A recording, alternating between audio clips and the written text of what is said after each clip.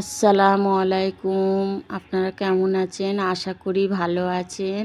আমি আজকের পকোড়া তৈরি করব। সব জোগাড় করা হয়ে গেছে। আমি এখন মাংসতে সব মশলা দিয়ে দিচ্ছি।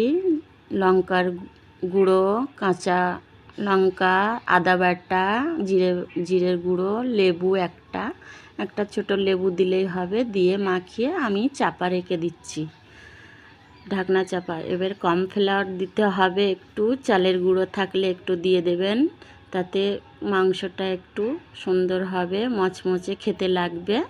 পরিমাণ মতো আমি টমেটো সস দিয়ে দিচ্ছি, একটু সসটা দিলে ভালো হয় পরিমাণ মতো। এইবারে আমি বেসনটা দিয়ে দিলাম, দিয়ে ভালো করে মাখিয়ে নেব। একটু জল লাগবে, জলটা দিয়ে দিচ্ছি।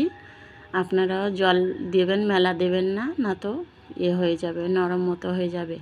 এইবারে গ্যাসের উপরে কড়া বসিয়ে আমি তেল দিয়ে দিলাম। ছোট ছোট করে আস্তে আস্তে গোটা গোটা করে দিয়ে দিতে হবে কড়াতে। দিয়ে জড়িয়ে যেন না যায় কড়াতে, ভালো করে ভেজে নিতে হবে। ভাজা হয়ে গেলে তুলে আস্তে আস্তে তুলে নিয়ে নিতে হবে। নেড়ে চেড়ে একটু করে নেবেন আপনারা, না তো কাঁচা থাকতে পারে মাংসটা। আমার হয়ে গেছে, এবার আমি কড়া থেকে নামিয়ে নেব প্লেটে।